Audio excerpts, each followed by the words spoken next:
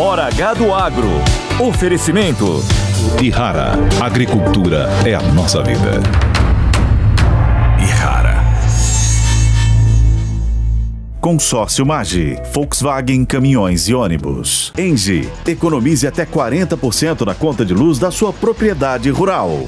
BYD Shark, a caminhonete super híbrida, potente como agro.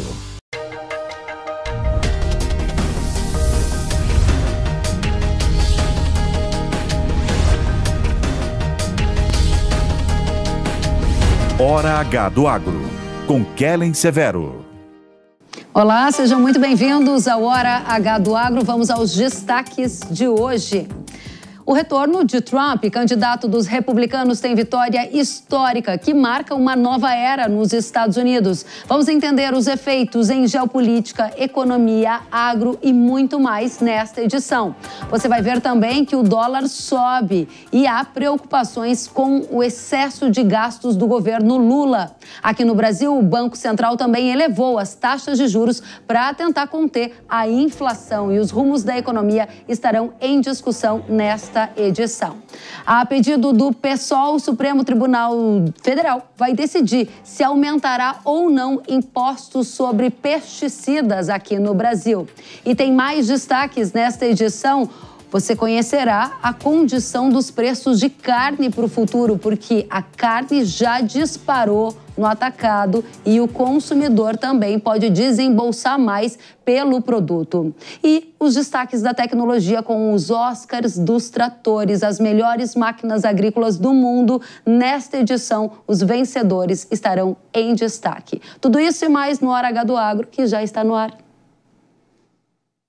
Vitória histórica. Donald Trump, candidato dos republicanos, é o novo presidente dos Estados Unidos. Depois de uma campanha marcada por tentativas de assassinato contra Trump, desistência de Joe Biden e margens apertadas nas pesquisas de intenção de voto até o último minuto, a semana marcou o início de uma nova era nos Estados Unidos. O Trump retorna à Casa Branca com mais de 50% dos votos, o que significa que mais de 73 milhões de pessoas votaram no candidato, contra cerca de 47% dos votos recebidos pela oponente Kamala Harris. No agro, a maioria dos estados onde fica o cinturão agrícola votou em Trump. Uma projeção da Universidade da Flórida revelou que as eleições nos Estados Unidos tiveram o segundo maior comparecimento em 100 anos, com participação superior a 64%. A posse está programada para o dia 20 de janeiro. Vamos agora analisar o que muda para o mundo com Donald Trump, presidente dos Estados Unidos. Christopher Garman é o diretor pelas Américas da Eurasia Group e está conosco. Christopher, seja bem-vindo. Muito obrigado, um grande prazer estar aqui nessa conversa.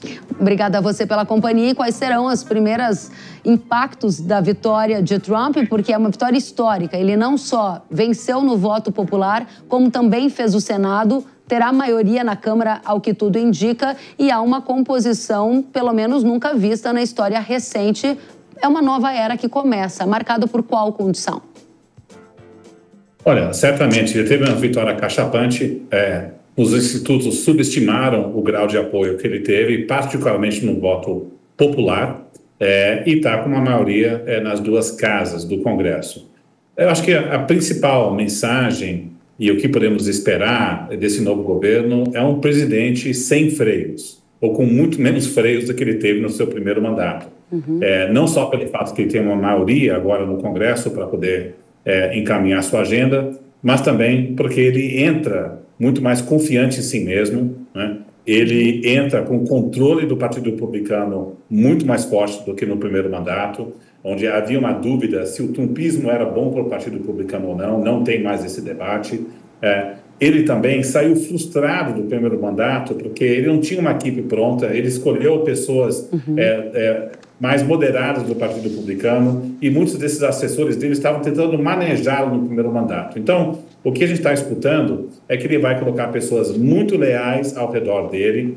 Ele aprendeu as dificuldades de execução ao longo desse primeiro mandato, então ele vai, pelo menos, esse aprendizagem e pessoas leais com a maioria do Congresso vai executar as suas preferências. o mote do Trump, que ele já deixou claro logo depois da eleição, promessa feita, promessa cumprida. Então, não vai ser um repeteco no primeiro mandato. Então, isso significa que a gente tem que levar a sério as promessas feitas na campanha. Temos que levar a sério as promessas de protecionismo comercial. Precisamos levar a sério as promessas de deportação de imigrantes ilegais. Precisamos levar a sério as promessas do lado fiscal também. Então, acho que podemos falar sobre essas repercussões, tanto do lado geopolítico quanto do lado econômico. Mas do lado econômico, acredito eu que estamos caminhando para um equilíbrio de mais inflação na economia americana, um dólar mais forte e moedas de mercados emergentes como a do Brasil mais desvalorizadas. Muito bem, você fala que é um Trump sem freios em função de todo esse apoio que ele deve encontrar para as pautas, por exemplo, no Congresso, pelo apoio popular, com uma votação que foi bastante expressiva, que não deixa dúvidas, né, sobre o resultado, e há, na sua fala, uma preocupação com a montagem da equipe. Isso agora já está acontecendo. Antes de janeiro, Trump já começa a montar a sua equipe. Você fala em equipe leal. Nomes já estão na mesa para ocupar os principais cargos, por exemplo, com influência na economia, influência no agro? Eu acho que o nome mais importante que acabou de ser indicado é Robert Lighthizer. Ele foi o chefe de USTR, que negocia a política comercial. O que a gente tem escutado que ele vai ter um papel importante na formulação de políticas comerciais tarifárias. Ele vem dele e da campanha Trump uma promessa de colocar uma tarifa de importação para todos os produtos chineses de 60%. A taxa média de tarifa de importação hoje é 11,3%. E também uma promessa de colocar uma tarifa linear de 10% a 20% sobre todos os produtos que entram na economia americana. Tá? Só para a gente ter noção, se fizer tudo isso, ipsis literis, de acordo com o Instituto, uma pesquisa do Instituto Peterson Institute, que é um instituto de pesquisa renomado em Washington, isso levaria a um aumento da inflação nos Estados Unidos de 1% e uma queda do PIB em 1,8%. Outro banco estima que levaria uma queda no PIB da China de 2,5%. Não vai ser 60%, tá? Na nossa estimativa, achamos que vai aumentar a tarifa média de importação de produtos chineses de 11% para 20% a 30%. Mas ainda assim é uma cacetada importante. Então a gente vai viver não só com as repercussões de mais inflação, mas também vamos ter que avaliar como é que os chineses vão reagir a essa retaliação, né? E o que a gente escuta em Pequim é que eles vão ser cautelosos na reação inicial. Mas eu diria que um agravamento das tensões entre Estados Unidos e China é uma das grandes repercussões da vitória de Donald Trump. O Oriente Médio não muda tanto, Rússia e Ucrânia tem mudanças, mas não tem relevâncias em termos de como a guerra vai terminar, mas Estados Unidos e China é que a gente tem que ficar de olho e, evidentemente, como todos os telespectadores aqui do seu programa sabem, isso pode ter repercussões no agro brasileiro. Exatamente, então a gente começa por aí, você já foi bastante claro em dizer que o Trump, nas suas palavras, disse que promessa feita vai ser promessa cumprida. Você já indica o importante nome da equipe de Trump que tem essa direção. Direção de tarifas, principalmente contra a China. Quero explorar esse tema com mais profundidade, porque para a nossa audiência que está lembrada, lá no último governo Trump, quando houve um aumento de tarifas dos Estados Unidos contra a China, houve uma queda nas exportações de produtos agrícolas dos Estados Unidos para a China e uma consequente alta das exportações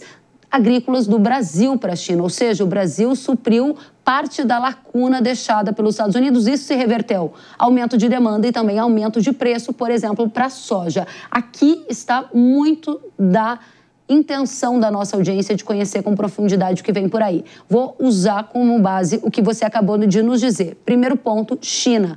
Promessa de Trump, 60%, como está hoje, taxa média de 11%. Vocês da Eurásia esperam taxas médias de 20% a 30% sobre a China. Isso vai ser a primeira ação de Trump? Isso já no começo de 2025? Como você disse, é uma cacetada já no início? Talvez esses 20% a 30% seja uma escadinha. Talvez o governo venha a colocar tarifas diferenciadas em certos produtos, mas acreditamos que ao longo do primeiro semestre de 2025 vamos ter medidas tarifárias, sim, contra a China, chegando a 20% a 30%. Né? E também vai ter essas medidas, talvez uma tarifa linear de 10% sobre todas as economias, mas cada uma tem que ser feito país por país, de acordo com a legislação americana. Então, vem uma medida razoavelmente forte contra a China, e não só temos que avaliar, né, o que o Trump faz, mas como é que a China reage, tá certo? De acordo com nossos diretores, né, que acompanham a China, acabaram de voltar de Pequim, com conversas com membros do Politburo chinês, qual a leitura que a gente teve dessa última rodada de conversas? A liderança chinesa está muito preocupada com o crescimento econômico lá. Eles estão fazendo programas de estímulo mais incrementais, mas a preocupação política é maior do que a ação de fato que eles fizeram. Eles estão guardando as balas, caso for necessário, com uma medida protecionista maior americana, que possa impactar negativamente o crescimento do chinês. E também eles vão ser, o que ele está escutando, cautelosos na resposta, porque existe um diagnóstico em Pequim que talvez esse pacote do Trump não se sustente, que gera repercussão negativa na economia americana. Então, eles não vão reagir com retaliação tarifária de imediato. E também o perfil da retaliação tarifária pode mudar. Eu sei que o agro brasileiro pode ser um beneficiador, porque se você tem uma guerra comercial Estados Unidos e China, aí o agro pode suprir o mercado chinês, como fez no primeiro mandato.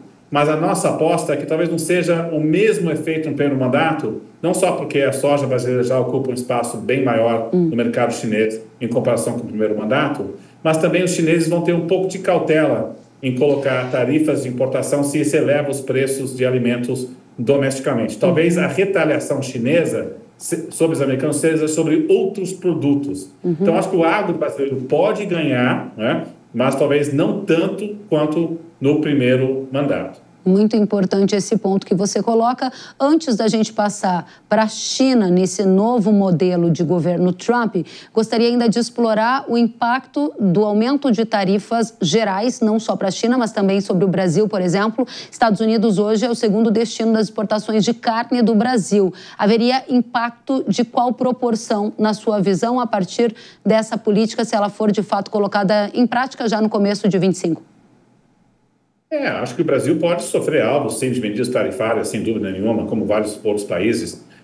O governo Trump também vai tentar colocar medidas de protecionismo para o agro-americano e ajuda para o agro-americano. Porque veja, Kevin, que se o governo Trump implementar uma política tarifária, pode sofrer retaliações parciais do setor agro, talvez não tanto quanto no primeiro mandato, mas podem sofrer. Ao mesmo tempo, o governo Trump vai colocar medidas de restrição à imigração mais severas.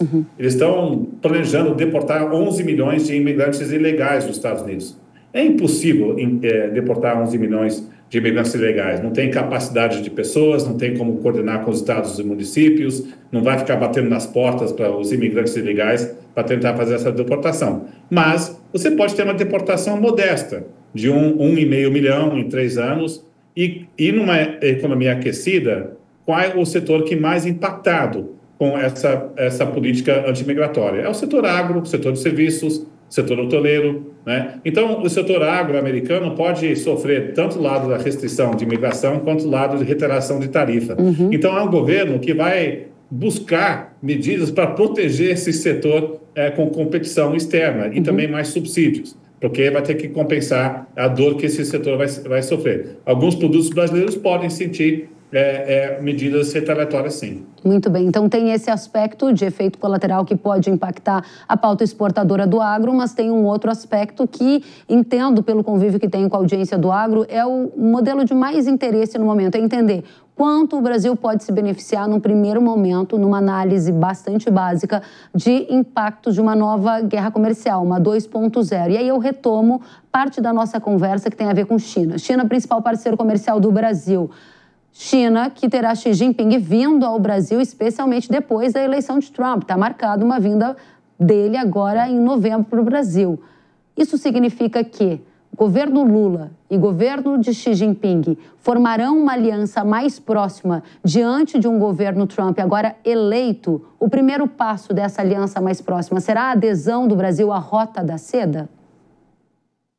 É bem delicado essa relação, porque se o Brasil vier anunciar adesão à Rota da Seda, certamente o Brasil entra no radar do governo Trump mais do que deveria, né?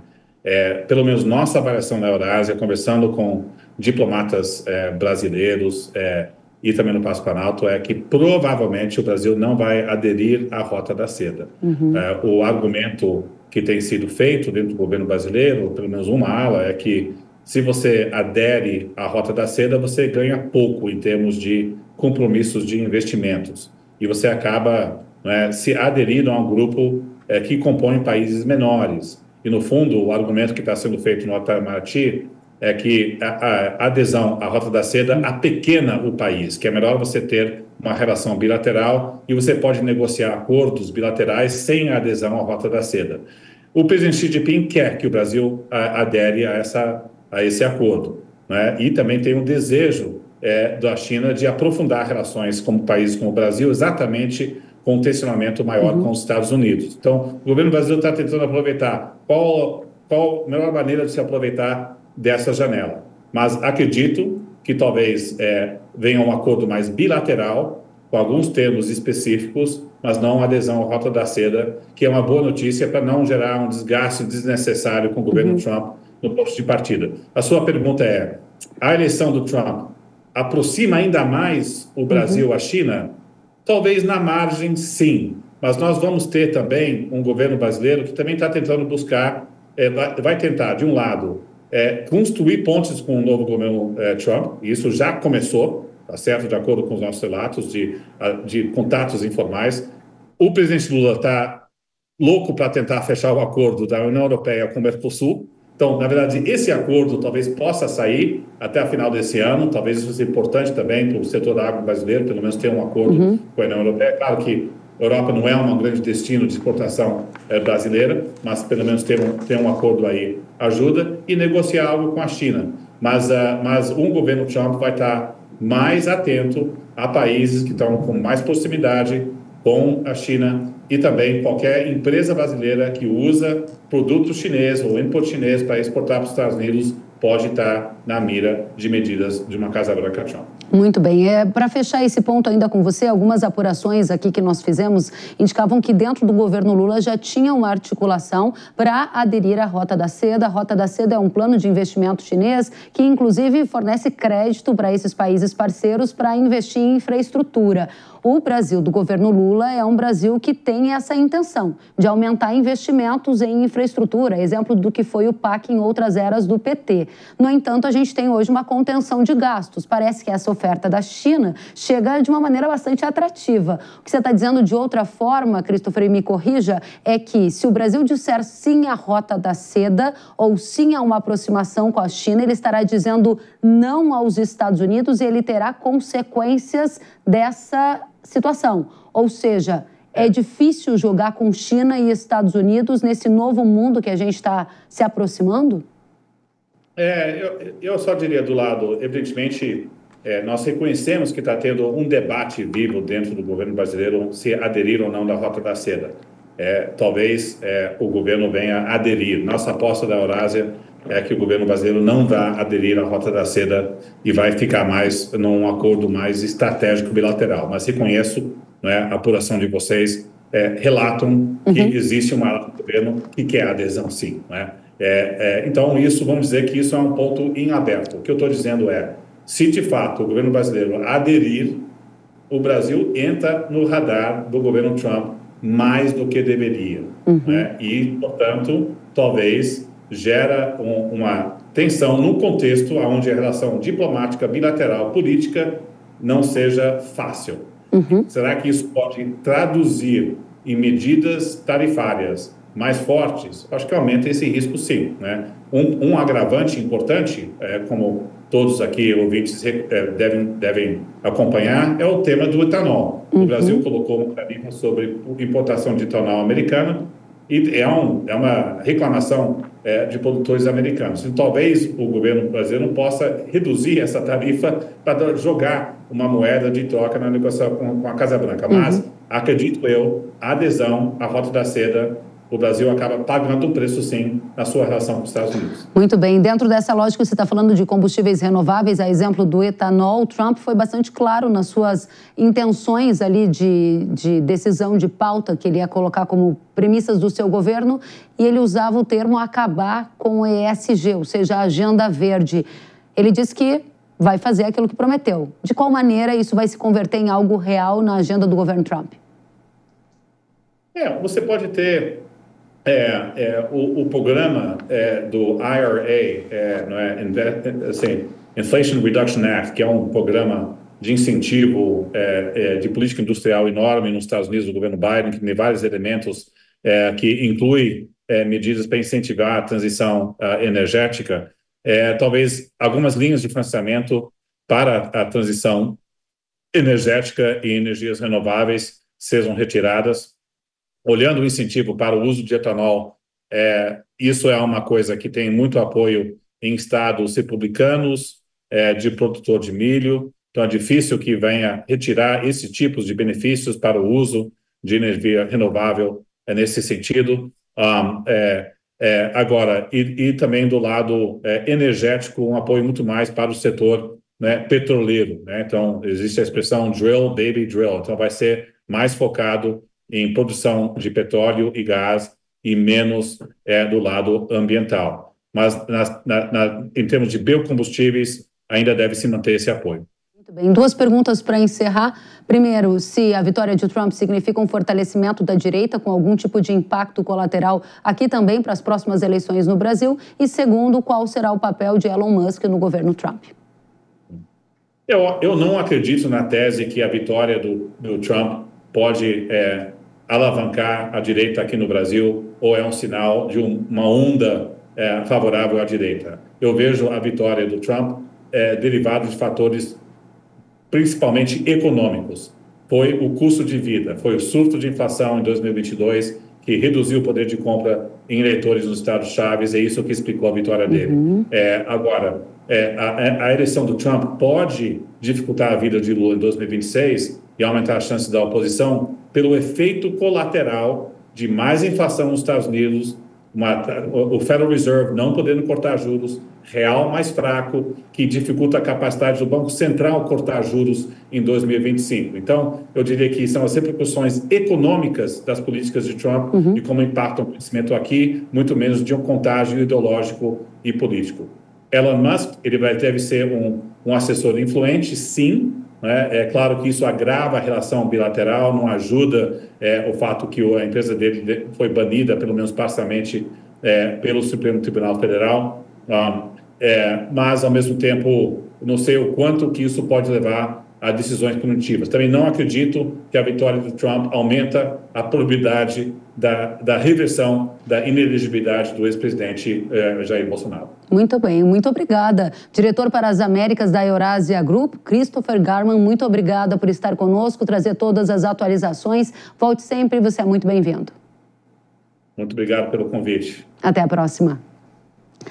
E agora a gente vai olhar para dólar, exatamente. Nesta semana, algumas imagens circularam na internet dizendo que o dólar tinha passado de R$6. A gente, inclusive, tem essa imagem, vamos colocar para vocês verem. É uma imagem que é do dia 6 de novembro, tá aí. Dólar americano igual a R$6,18 do real brasileiro. Esta informação não é verdadeira. Foi um erro da plataforma Google, mas se espalhou pelas redes sociais e muita gente achou que, de fato, o dólar tinha ultrapassado esse valor simbólico dos R$6. Isso ainda não aconteceu. Nesta sexta-feira, o dólar operou ao redor de R$ 5,80. Um dos grandes estresses que justifica essa alta do dólar, além, claro, das perspectivas de mudança com a nova era Trump, é o aumento dos gastos públicos aqui no Brasil e a falta de uma solução para o problema fiscal.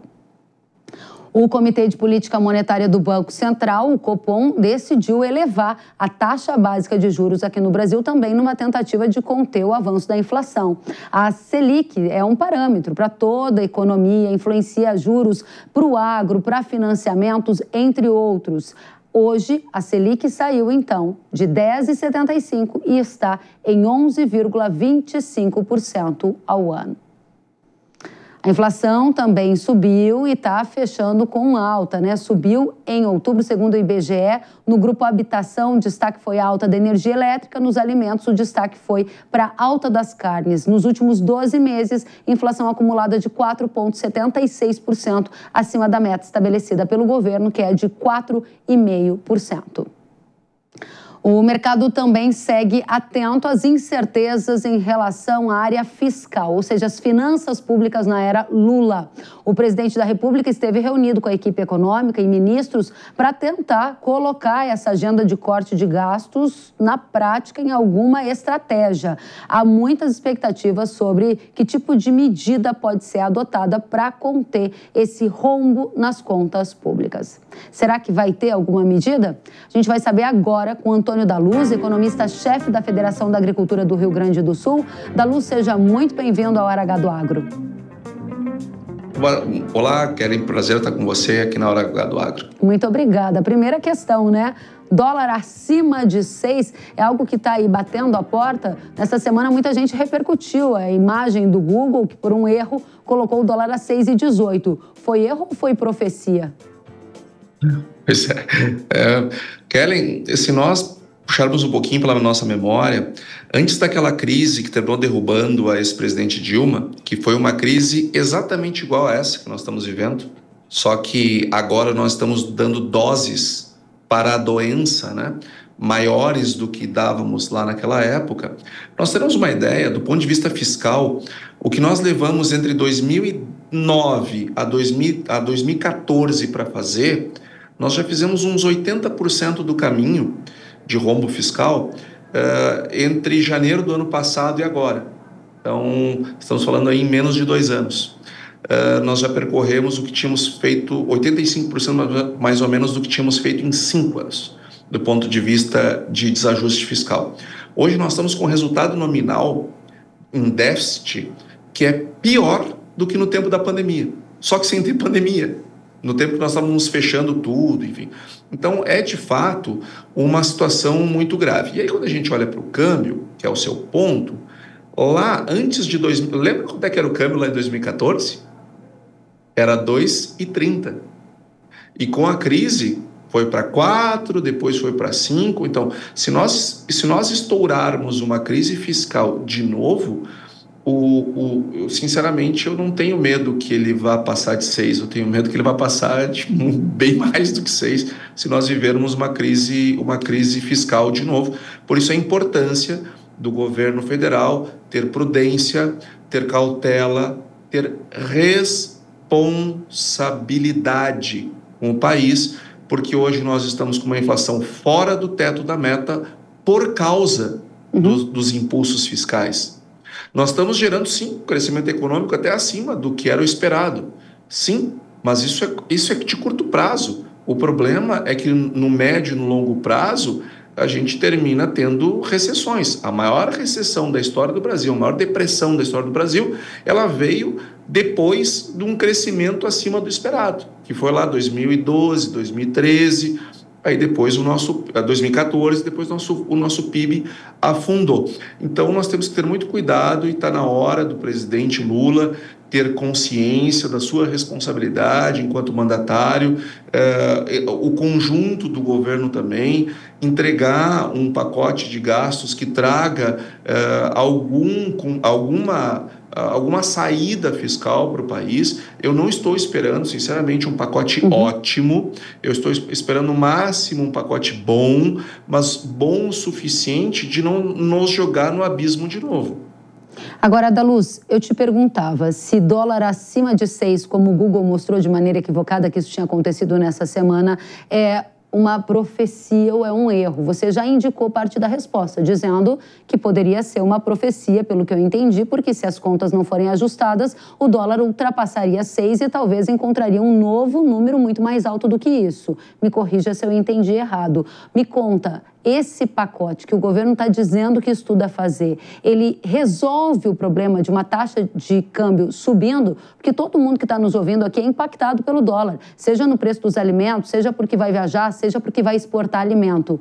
Por que o dólar sobe tanto? É só porque o governo está gastando muito, tem outros fatores, e o só é entre aspas, tá? E a gente tem alguma luz no fim do túnel? Por exemplo, o juro aumentou aqui, caiu nos Estados Unidos. Isso pode trazer mais dólar para cá e diminuir a taxa do dólar? Quando os Estados Unidos reduzem a taxa de juros por lá, isso é um efeito baixista para o câmbio. Uhum. E ainda assim nós estamos subindo o câmbio aqui no Brasil. Porque o que está acontecendo? O governo está nos levando em direção ao abismo fiscal. Uhum. E há uma crise econômica severa, que é a consequência dos abismos fiscais. Uhum. De novo, há menos de 10 anos nós vivemos a mesma coisa. Nós precisamos aprender com o nosso passado. Se a gente não consegue aprender com o passado longo, pelo menos com o curto, nós brasileiros precisamos aprender. Um abismo fiscal que traz crise econômica, ninguém quer ter a moeda do país que está em crise. Se prefere ter uma moeda forte na mão. Uhum. Então, por isso que o câmbio ele se eleva em circunstâncias como essa.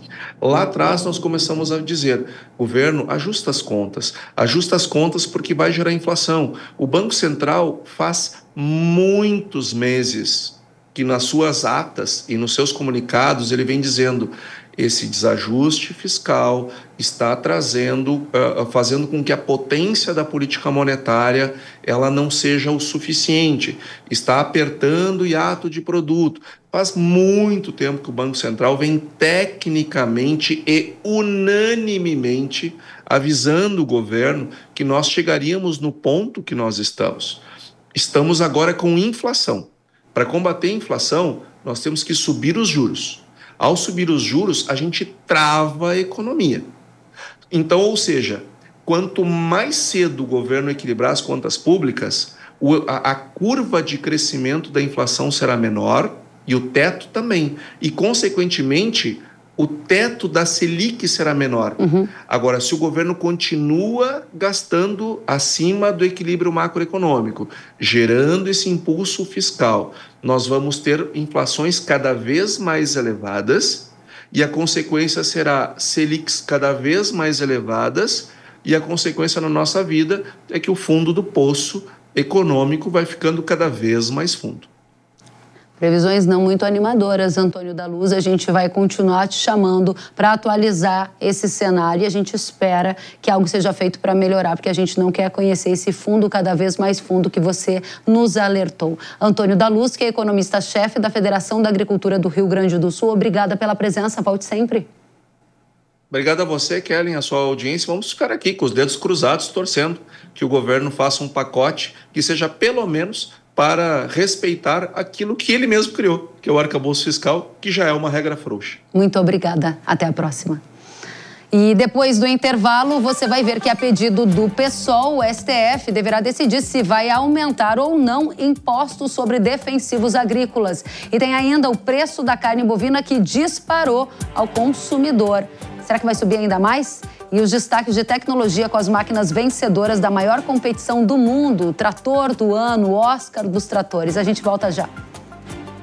Que tal reduzir seus gastos com energia elétrica, ainda mais no período atual de tarifa mais elevada? Agora, imagina também ter a liberdade de escolher o fornecedor, o tipo de energia e ainda negociar o preço, o volume de energia adquirida e o prazo para o pagamento. Bem-vindo ao Mercado Livre de Energia, uma nova forma de contratar energia elétrica. Se sua empresa gasta mais de R$9 mil mensais na conta de luz, fique sabendo que você pode ser elegível para economizar até 40% na sua fatura, fazendo a migração para o Mercado Livre de Energia. E se você for produtor rural, por exemplo, você pode equilibrar os desafios crescentes de consumo do setor, fazendo a migração usando apenas o CPF. No mercado livre de energia, você tem autonomia para escolher o fornecedor de energia e sabe o quanto vai pagar por mês. É só escolher e negociar com uma geradora ou comercializadora privada de energia, como a ENGIE, que é líder na geração de energia 100% renovável no Brasil e referência no mercado livre de energia no país. Com a ENGIE, sua empresa tem fornecimento garantido, previsibilidade de custos, consumo de energia renovável e muito mais. Tudo isso sem comprometer a qualidade da energia fornecida ao seu negócio, tornando mais competitivo e sustentável. Então, se sua empresa tiver um gasto de energia elétrica superior a R$ 9.000, é só solicitar a migração com a ENGIE em apenas 4 passos e economizar até 40% da sua conta de luz. Quer economia, segurança e sustentabilidade para o seu negócio? Então conte com a ENGIE! Acesse engie.com.br/Mercado Livre, faça uma simulação de economia e conheça nossos produtos.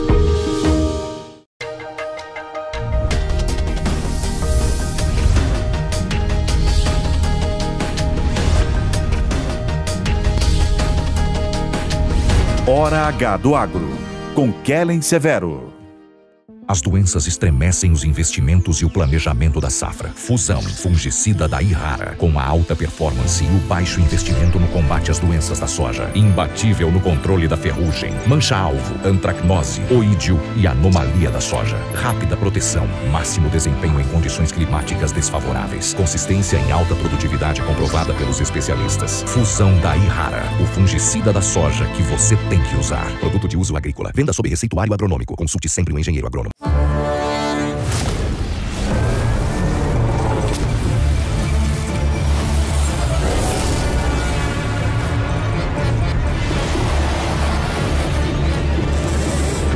Chegou o BYD Shark. A primeira caminhonete super híbrida do Brasil. É muito mais potência, sustentabilidade, eficiência e tecnologia. BYD Shark. Potente como agro. Olá galera, aqui é Zico. Eu tenho a dica certa para você que não leva apenas sua carga, mas impulsiona o progresso. O consórcio MAGE Volkswagen Caminhões e Ônibus é ideal para ter seu caminhão novo ou renovar a sua frota. Zero de entrada, parcelas a partir de R$ 2.800 e aqui o cartão vermelho é para os juros. Dê o primeiro passo para essa vitória. Consórcio MAGE Volkswagen Caminhões e Ônibus, a estrada da conquista começa aqui. Cara, posso te dar uma dica? Fernando Meligeni? Claro que pode. Se sua empresa gasta mais de R$9.000 por mês na conta de luz, você pode comprar energia direto da ENGIE com até 40% de desconto. É o Fernando Meligeni ali. É ele mesmo. E o que foi que ele te disse? Disse que eu jogo muito. Vem pra ENGIE, a sua parceira no mercado livre de energia. Apresentamos a formação completa que transformará você em um expert em Excel e Power BI. No mundo dos negócios de hoje, saber manipular e analisar dados não é apenas uma habilidade, é uma necessidade. Com uma taxa de empregabilidade de 95%, a formação Excel e Power BI da NIL vai fazer você dominar as ferramentas essenciais para análise de dados e abrir portas para oportunidades de carreira inimagináveis. São mais de 100 horas de aulas gravadas e exercícios práticos. Nossa formação foi cuidadosamente desenvolvida para oferecer uma experiência de aprendizado completa e imersiva. Comece agora a sua transformação em newcursos.com.br.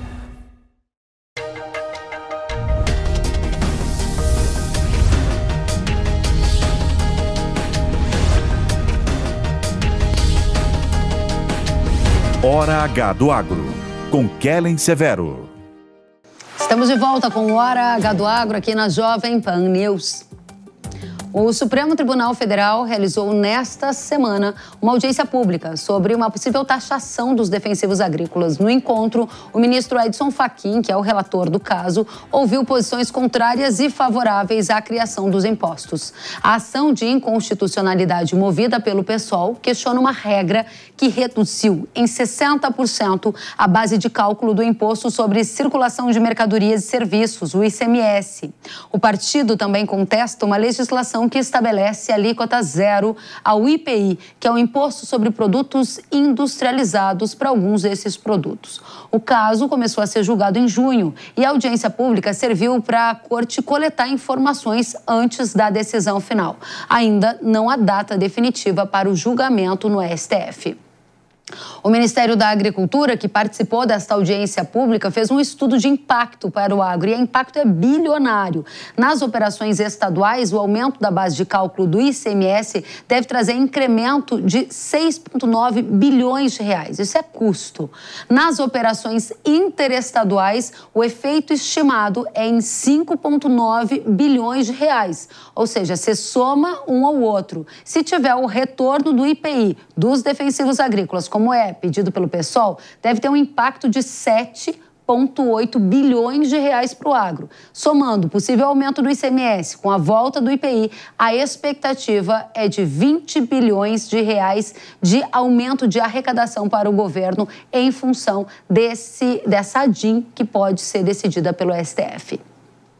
A Associação dos Produtores de Soja e Milho do Brasil projeta um impacto de 48% a 98% na renda dos agricultores. Esse aumento de imposto nos agroquímicos também poderia gerar endividamento no agro, aumento da concentração de terras, com a possível saída de produtores rurais menores, pequenos, por causa dos impactos financeiros. Aumenta custo, diminui a capacidade econômica, grupos maiores compram os pequenos e aumenta a concentração. Tem muito a ser discutido sobre esse assunto, por isso a gente convidou o Renato Gomides, que é gerente executivo da CropLife Brasil, está super atento a esse tema. Renato, seja bem-vindo. Obrigado pelo convite.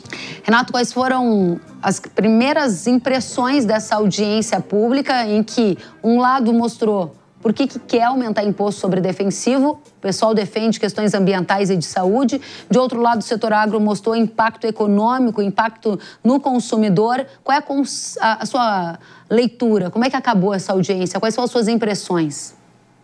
A audiência pública foi solicitada pelo relator, o ministro Edson Fachin, justamente para ouvir as partes favoráveis e contrárias, né? A ação iniciada pelo PSOL. A nossa leitura inicial é que o debate ocorreu de forma ampla, de forma transparente, de forma democrática. A gente trouxe os nossos pontos para o debate. O principal deles é que os defensivos agrícolas eles são um produto essencial para a manutenção da produtividade de alimentos, na produção de alimentos.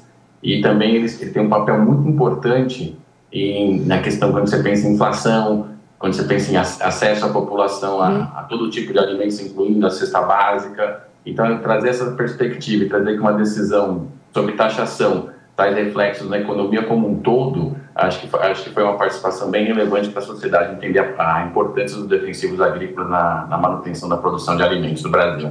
Agora, não há uma data para esse julgamento? Não, o julgamento ainda não. Com o fim da audiência pública, ele vai ser marcado o julgamento e a nossa expectativa é que os ministros, ouvindo todos os argumentos, consigam concluir seus votos, a gente ter esse caso encerrado, uma ação que iniciou em 2016. Desculpa, eu não entendi qual é a data de expectativa que você tem para esse assunto estar encerrado? Não, a gente espera que ele seja marcado, o julgamento, e que os ministros apresentem todos os seus votos para concluir esse processo, essa ação que iniciou em 2016. Tem muita gente preocupada com o potencial aumento. O estudo da CropLife aponta que deve aumentar em quanto o custo de produção aqui no Brasil se o STF acatar esse pedido do PSOL e resolver tirar benefício fiscal de ICMS e ainda criar IPI para defensivo agrícola. O nosso estudo leva em consideração que o fim do benefício fiscal vai levar a um aumento do custo de produção. Esse aumento de custo de produção ele vai trazer também um impacto na oferta de alimentos e vai impactar a economia como um todo. Nossas estimativas é que o preço defensivo vai aumentar em 25% caso a ação seja julgada procedente pelo Supremo. Você acha que ainda em 2024 o STF pode tomar uma decisão sobre esse tema ou vai ficar para 2025? O calendário do Supremo tem diversas ações importantes a serem julgadas, né? A gente não tem a data marcada ainda, mas a nossa expectativa é que não vai ser julgado ainda esse ano. Não será julgado esse ano, ou seja, quem está comprando defensivo continua comprando com as regras atuais, pelo menos para a safra 24-25. Esse é o cenário que se desenha. Esse é o cenário que se desenha. O julgamento pode ocorrer em qualquer momento, em qualquer encaixe, né? Não tem nenhuma informação que está previsto ser julgado nesse momento oficial, tá bom?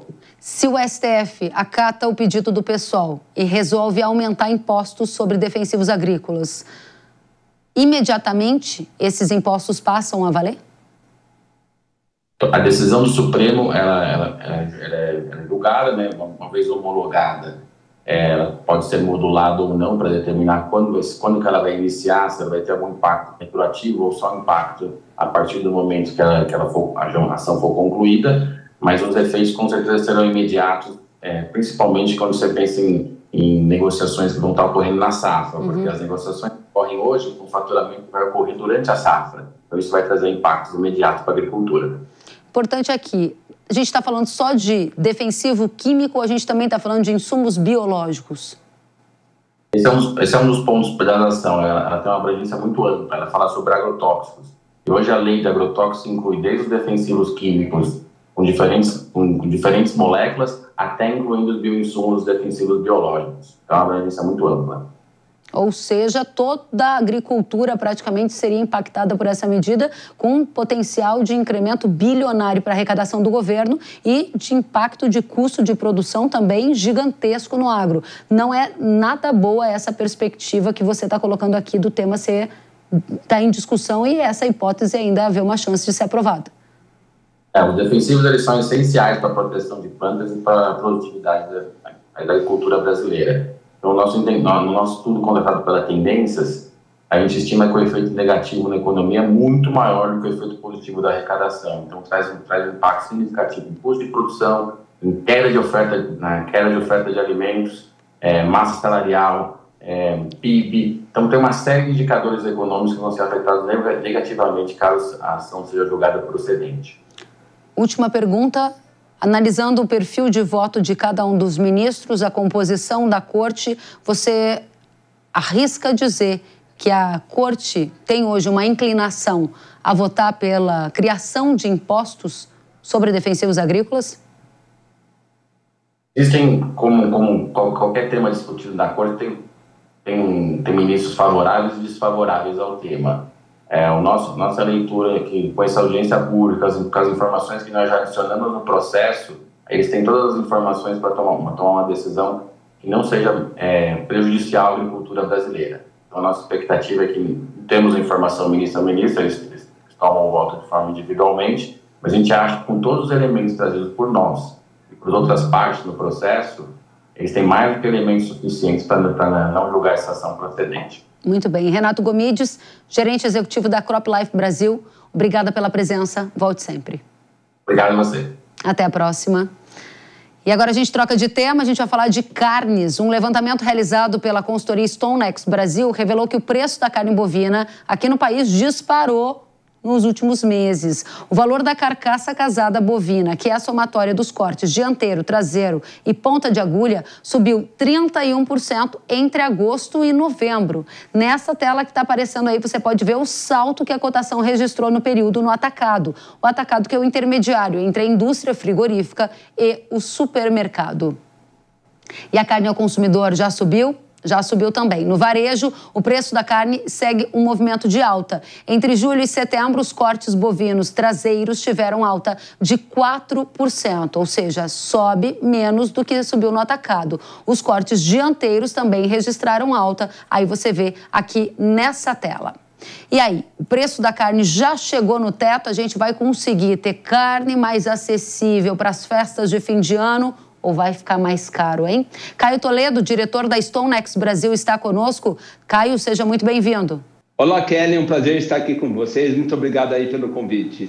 Caio, a gente acabou de mostrar alguns dados que vocês nos apontaram da StoneX. Pico de preço da carne, né? A carne subiu no atacado, subiu ao consumidor.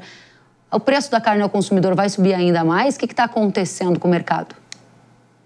Olha, Keren, nós temos observado nos últimos meses alguns fatores, alguns fundamentos que nos ajudam a entender um pouquinho dessa movimentação de alta da carne, tanto no mercado atacadista quanto no varejo, né? Primeiro ponto, eu acho que são as exportações. O Brasil tem se consolidado cada vez mais no mercado internacional e os volumes têm crescido mês a mês, ano a ano. Então, eu acho que é o primeiro ponto a se destacar. Segundo, é a própria macroeconomia brasileira, né? Nós estamos vendo níveis melhores de PIB, melhores níveis de renda, baixos níveis de desemprego, e isso acaba ajudando muito na carne bovina ou no consumo de proteínas. Das quais, se a gente for observar os últimos dados, nós tivemos uma alta de quase todas as proteínas, principalmente a bovina e a carne suína. Então, um pouco da alta que nós tivemos da carne bovina foi em função da alta também que nós tivemos das proteínas concorrentes. Então, se a gente somar todos esses fatores, a gente consegue entender por que a carne bovina chegou ao preço que está. Mas tem acho que tem mais dois destaques aqui. Primeiro, é a questão que nós temos observado já há muito tempo o mercado varejista no Brasil trabalhando num regime de estocagem muito just-in-time ou just-in-case, ou seja, as compras aconteciam conforme a necessidade. E essa necessidade aumentou bastante nos últimos tempos. Então, esse movimento de necessidade de estoque fez com que também visse uma alta muito forte de maneira muito rápida no nosso mercado brasileiro.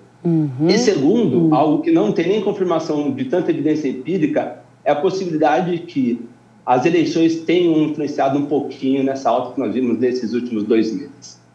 Dentro desse contexto que você está me dizendo, é possível acreditar que o pico da alta de carne não chegou ao fim? Vai ter um ponto ainda mais alto nessa curva que você nos mostrou? Acho que essa resposta só o consumidor final vai conseguir passar para a gente, mas se a gente colocar tudo sobre a mesa, partindo de uma leitura de ceteris paribus que a gente usa na economia, talvez ainda haja espaço para aumento do preço da carne bovina, mas, obviamente, a demanda é quem vai ditar o ritmo dessa alta e se, de fato, ela vai existir.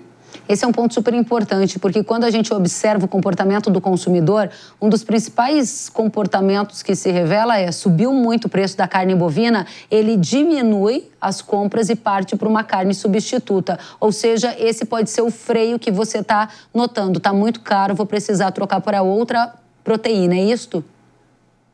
Claro, mas as outras proteínas também estão com os preços mais caros. Então, a relação de troca entre elas ainda, de certa maneira, coloca a carne bovina como uma baita de uma competidora frente à mesa do brasileiro.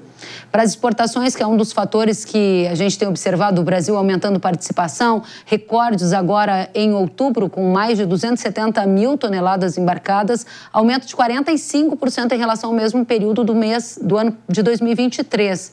O que está acontecendo? A nossa carne está barata, por isso que está ganhando competição, ou é porque tem muita qualidade, tem mais gente querendo a carne bovina do Brasil?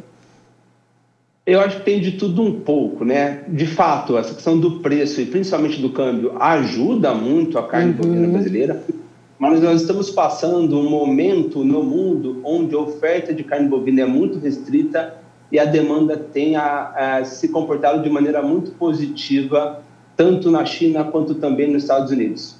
Os Estados Unidos passam por um processo de baixa produção de carne bovina e eles estão necessitando, nesse momento, comprar de alguns parceiros, e dentre deles, o Brasil.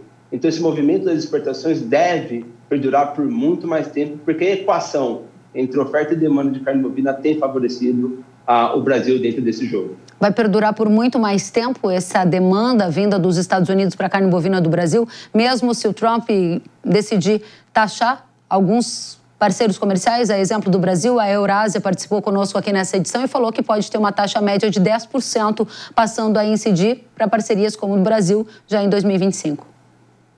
Essa resposta, infelizmente, a gente não sabe ainda, porque a gente não sabe qual o tamanho, se vai ter taxação, qual será o tamanho da taxação e se ela virá para a carne bovina especificamente. Então, é muito difícil a gente ter alguma resposta sobre o que pode acontecer. Mas hoje, o que a gente tem observado é sim, os Estados Unidos têm comprado bastante carne bovina brasileira, muito nessa necessidade americana do momento. Isso, obviamente, tem sido muito bom para os produtos brasileiros nas gôndolas norte-americanas. Muito bem. Caio Toledo, diretor da StoneX Brasil, obrigada pela sua presença. Volte sempre. Obrigado. Até a próxima. E você já ouviu falar na competição Trator do Ano? A disputa internacional, também conhecida como o Oscar dos Tratores, tem o objetivo de premiar as melhores máquinas agrícolas do mercado europeu. Nesta semana foram anunciadas as máquinas agrícolas vencedoras. Na categoria Alta Potência, quem venceu foi a máquina agrícola Quadtrac 715, da fabricante Case. Segundo o júri, o desempenho da máquina, ergonomia, conectividade e cuidado ambiental foram elementos que chamaram a atenção, além do sistema de 4 esteiras de borracha que garante esse impacto menor no solo. Na categoria Média Potência e Sustentável, a empresa Fendt foi a grande vencedora, com 2 máquinas agrícolas, a Fendt 620 e a Fendt 170 variou. Na categoria Média Potência, o que foi o destaque foi a capacidade da máquina de fornecer potência máxima a uma rotação por minuto baixa. Na categoria Sustentável, chamou a atenção o fato do trator ser totalmente elétrico. Ainda em outras categorias, como utilitário, o destaque foi para a máquina AI, de uma fabricante austríaca. O trator foi considerado pelos avaliadores versátil e confiável, com destaque na facilidade de realização de manobras, conforto da cabine, tecnologia de ponta e desempenho do motor. E na categoria especializado, o vencedor foi uma máquina chamada de Toni, da fabricante italiana Antonio Carraro. Trator ideal para vinhedos e pomares, que necessitam de máquinas capazes de lidar com uma ampla gama de tarefas. Largura compacta, motor compatível com até 20% de biodiesel foram alguns dos destaques. E na categoria tratores robóticos também teve vencedor. Foi essa máquina aí da fabricante holandesa Axid. Com um design robusto, as esteiras permitem que a máquina opere em vários terrenos e em diferentes condições climáticas. Outro ponto que chamou a atenção é que o trator é autônomo e, em caso de obstáculos, ele para e aguarda a intervenção do operador para seguir o trabalho. E uma reportagem da agência de notícias Bloomberg revelou nesta semana que o presidente da Belarus, Alexander Lukashenko, propôs abordar produtores de fertilizantes da Rússia para coordenar um corte de 10% na produção de potássio. O objetivo seria aumentar o preço do insumo no mercado. A fala de Lukashenko ocorreu em uma reunião com o diretor executivo da maior empresa bielorrussa de fertilizantes à base de potássio do país.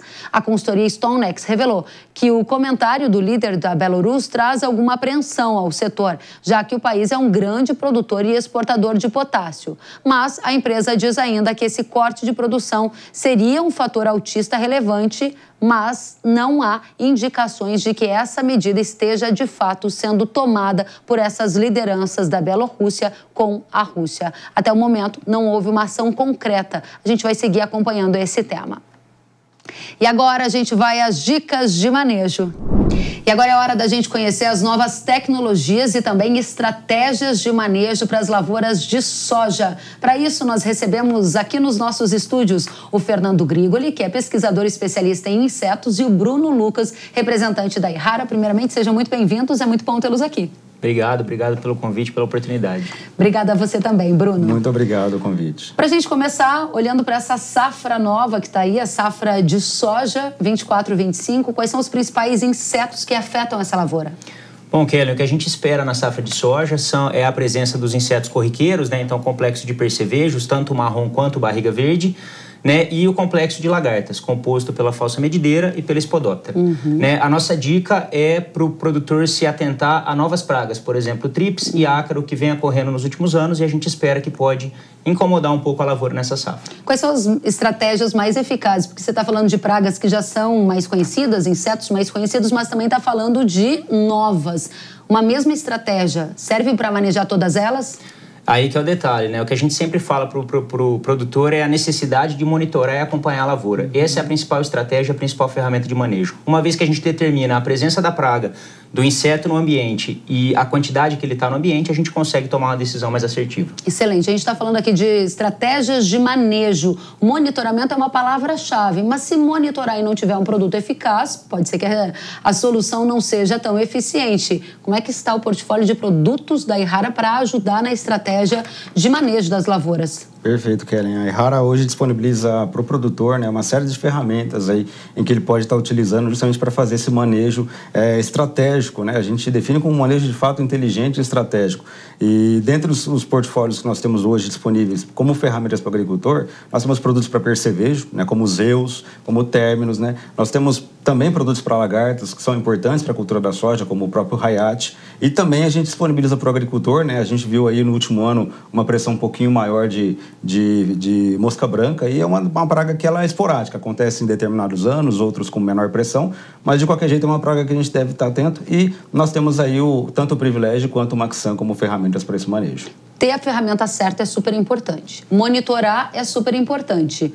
Mas é preciso também saber usar essas ferramentas, essas tecnologias. Quais são as dicas que a Errara dá para tirar o máximo de proveito dessas tecnologias que são tão inovadoras? Claro, a gente sempre preconiza, né, que haja uma pessoa com expertise para poder estar apoiando o agricultor, né? Então, a consulta através de consultores, pesquisadores e também de outros agrônomos que fazem muito bem essa parte de manejo é importantíssimo. E nós da Errara disponibilizamos também para o agricultor, né, um time altamente capacitado no campo, né, o nosso time de equipe de ATVs, né, os administradores técnicos de venda, estão ali junto com o agricultor para poder escolher o melhor momento para poder utilizar aquela determinada ferramenta. Melhor momento, essa também é uma palavra-chave. Vamos perguntar para o pesquisador. Qual é o melhor momento para entrar com a aplicação em campo? Qual é o melhor momento para agir ou até um manejo preventivo? Os sinais, Grigoli. Muito bom. A gente sempre fala para o agricultor ser proativo. O que é ser proativo? É acompanhar a lavoura e logo no início da infestação do inseto a gente lança a mão do uso da ferramenta de controle. E é importante ter, como a Errara apontou, vários produtos, porque a gente precisa de fazer uma sequência de aplicações e é evidentemente que a gente precisa rotacionar ingrediente ativo, mudar modos de ação para evitar problemas futuros. Então essa gama de produtos, juntamente com o monitoramento e com a ocorrência dos insetos, ajudam a gente a ter um controle efetivo com sustentabilidade, pensando no médio e longo prazo. Médio e longo prazo também é um olhar da Errara. Quais são as estratégias para o futuro? Como é que está o olhar de vocês para manejar esses insetos daqui para frente? É uma ótima pergunta, Kellen. A gente sabe que os insetos são organismos vivos, então cada vez mais se adequando ao meio em que eles se vivem, né? E nesse momento a gente está investindo pesado em pesquisa e desenvolvimento, não só para a linha de produtos que a gente já tem, né? Outras alternativas dentro da linha que a gente já tem, mas também novos mecanismos de ação, novos produtos aí que estão vindo para o mercado para poder ajudar o agricultor a manejar não só as pragas que estão hoje, mas possíveis pragas que poderão acontecer no futuro ou mesmo resistência de casos daquelas que a gente já tem hoje. Entre em contato com o representante Errara ou acesse o site errara.com.br para conhecer todas essas novas tecnologias de manejo, Bruno? Exatamente. Procure nosso site, procure nosso representante local, nosso ATV, e esteja sempre com o lado da Errara. A Errara estará sempre ao seu lado. Muito obrigada. Palavra-chave para ficar na mente de todo mundo, Safra 24-25? Monitoramento e proatividade. Atenção no produto que vai ser usado e na praga que está acontecendo. Muito obrigada. Agradeço a presença de Fernando Grigoli, que é pesquisador especialista em insetos, e Bruno Lucas, que é representante da Errara. Voltem sempre, um prazer recebê-los. Até a próxima. O prazer é sempre nosso. A gente segue em frente. E agora eu tenho um recado para você. Alta performance e baixo investimento, isso você tem com Fusão, o fungicida da Errara que combate o avanço das doenças e da resistência no Brasil. Fusão é imbatível no controle da ferrugem, mancha-alvo e antracnose. A rápida proteção oferece máximo desempenho, mesmo em condições climáticas desfavoráveis, e consistência em alta produtividade comprovada pelos especialistas. Acesse o site errara.com.br ou o QR Code que está aparecendo na sua tela e saiba mais. Fusão, o fungicida da soja que você tem que usar. O Hora H do Agro de hoje fica por aqui. Obrigada pela companhia. Até a próxima. Tchau.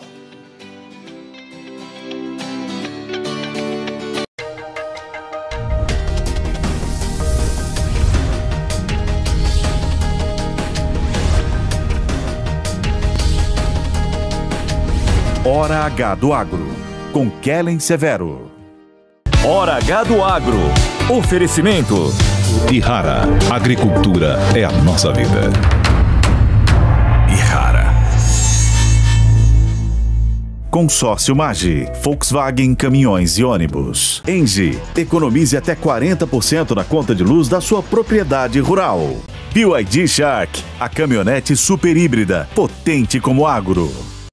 A opinião dos nossos comentaristas não reflete necessariamente a opinião do Grupo Jovem Pan de Comunicação. Realização Jovem Pan News.